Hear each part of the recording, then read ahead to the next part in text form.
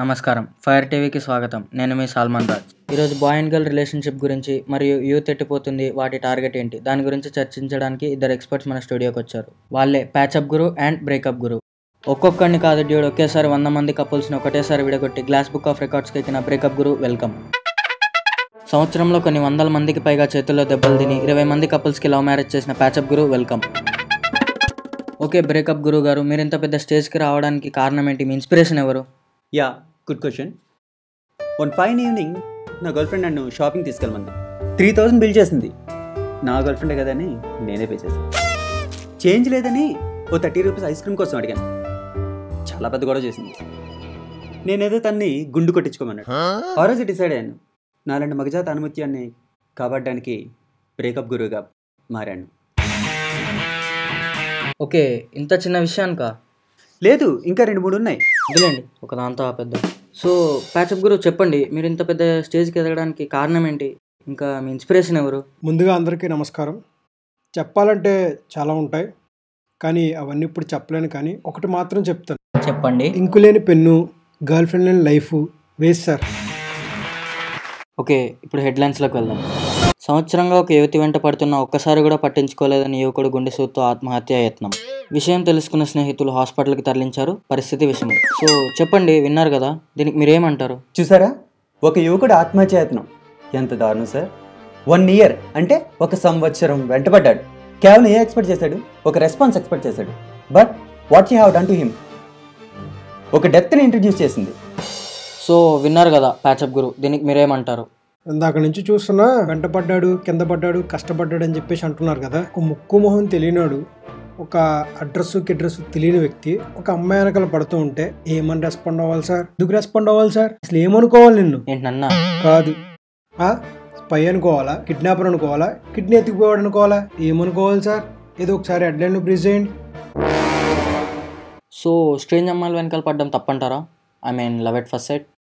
వెనకబడ్డం కాదు సార్, ముందు పడు, ఓపెన్గా మాట్లాడు, ఉన్నది లేదని చెప్పి కన్విన్స్ చేయి. అంతేగాని ఏదో గుండె సూత్తు చచ్చిపోతానంటే అదేం జెన్యూనిటీ సార్? అంటే చచ్చిపోమంటారా సూసైడ్ చేసుకొని? ఏం మాట్లాడుతున్నారు సార్? రైట్, అసలు మీరు మాట్లాడుతుంటే అర్థం ఉంది అసలు? ఏం మాట్లాడుతున్నారు బాబు మీరు? ఇంతలోకి వచ్చిన బ్రేక్ తీసుకుందాం. ఆకాశం నీలంగా ఉంటుంది, భూమి పచ్చగా ఉంటుంది, మా ఛానల్ వెచ్చగా ఉంటుంది. Stay tune.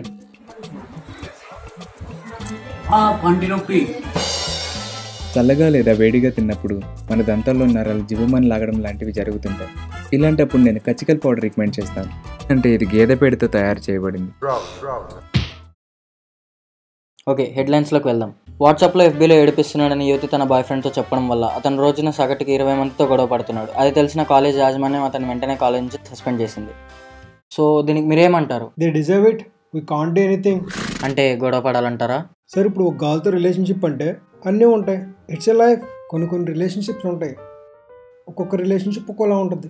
కొన్ని రిలేషన్షిప్స్ ఏకదమ్ చిల్ ఉంటాయి, దే డిజర్వ్ ఇట్. కొంతమంది రిలేషన్షిప్స్ ప్లెయిన్గా సాఫ్ట్గా ఉంటాయి, దే డిజర్వ్ ఇట్. అవన్నీ న్యూస్లోకి రావు, ఎందుకంటే ఇది పెద్ద న్యూస్ కాదు కాబట్టి.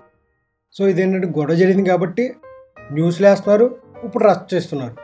అంతేగాని అమావాస్యకు పోవడానికి జరిగే వాటిని తీసుకొచ్చి బోధొద్దులు వేసి చూడకండి సార్. ఇక్కడ మాత్రం అన్యాయం జరిగింది సార్. సార్ అమ్మాయి పడ్డా రిస్కే, పడకపోయినా రిస్కే, చివరికి మిగిలేది 0. పాప మా కుర్రాన్ని చూస్తే స్పష్టంగా ఒకటి అర్థమవుతుంది. సింపుల్గా ఒక పాలసీ ఫాలో అయ్యాడు. ఏం పాలసీ బాబు? LICయా, ICICయా? ఒక నిమిషం సార్, ఆయన మాట్లాడినామండి, మీరు మాట్లాడండి. ప్రేమిస్తే ఏమవుతుంది జూడ్? మహా అయితే తిరిగి ప్రేమిస్తారు అన్న ఒక్క పాపానికి ఆ అమ్మాయి ఏమిచ్చింది సార్? ఇన్ని గొడవల్ని, కొన్ని క్రెడిట్ కార్డ్ బిల్స్ని ఇచ్చింది. ఇవ్వాల్సింది ఇచ్చిందో లేదో తెలియదు. ఓకే, నెక్స్ట్ హెడ్లైన్లోకి వెళ్దాం. ఉన్నపాటుగా అల్లు అర్జున్లా మారాలని, అతనిలాగే స్టైల్ మెయింటైన్ చేయాలని, అతనిలాగే డ్యాన్స్ చేయాలని యువతి కోరడంతో యువకుడు ఆగ్రహం తట్టుకోలేక మారాడు. ఏంటి అలా మారాడు. అది ఏదేనంటే తప్పునాది అంటారు కదా, దీనికి మీకు సమాధానం చెప్పండి. ఇప్పుడు ఆ కుర్రోడ్ని అల్లు అర్జున్లా మారు, మహేష్ బాబులో మారు అంటే ఎలా మారుతాడు సార్? ఏమైనా సీజనా మారడానికి? వాడు ఏమైనా ఎండాకాలమా, వర్షాకాలమా? చీప్గా మేకప్ వేసుకున్న అమ్మాయి మాట విన్న అబ్బాయి బాగుపడినట్టు చరిత్రలో లేదు. Cool sir, cool. అసలు ఈ గర్ల్ ఫ్రెండ్స్ వల్లే రాజులు, రాజ్యాలు, గొడవలు. ఎగ్జాంపుల్గా తీసుకుంటే పద్మావతిలో షాహిద్, 96లో విజయ్ ఏమైపోయారు? రే అబ్బాయిలు మేల్కోండి. దీన్ని బట్టి మనకేం అర్థం అవ్వాలంటే ఈ గర్ల్స్తో రిలేషన్షిప్పే వద్దు. రే పొండ్రా, వెళ్ళి చక్కగా అమ్మ నాన్న మాట వినండి సార్. అప్పటి నుంచి చూస్తున్నాను, ఆ అబ్బాయికి ఇలా జరిగింది, ఆ యువకుడికి పాపం అని చెప్పేసి అంటున్నారు కదా మీరు. ఇది అబ్బాయిలకి ఫేవర్గా పెట్టిన షోనా ఇది? అంటే అమ్మాయిలేమో రాక్షసులు, వీళ్ళేమో దేవుళ్ళు. అదేగా మీ లొల్లి. ఆయన చూస్తేనేమో అంతసేపు ముసలేడుపు, ఏదో మొగజాతి మొత్తాన్ని ఇతనే పోషిస్తున్నట్టు. అసలు అబ్బాయిలకి జరిగేది 10 అయితే రిమైనింగ్ జరిగేది 90 అమ్మాయిలకి. ఊరుకుంటుంటే ఒక్కొక్కడు నాటకాలు చెప్తున్నారు. ఏమన్నావు?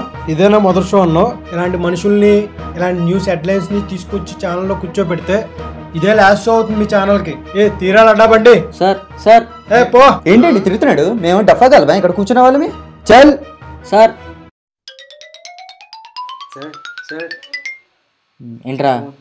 ఎవరు? అన్నయ్య. హేరా 50 ఎకరాలు కొబ్బరి తోట తాకట్టు పెట్టి న్యూస్ ఛానల్ పెట్టిస్తే నువ్వు చేసే నిర్వహణ ఇదా? ముందు అన్నీ చదివేసుకుని అమలాపురం వచ్చావు నువ్వు. బెటరా ఫోన్.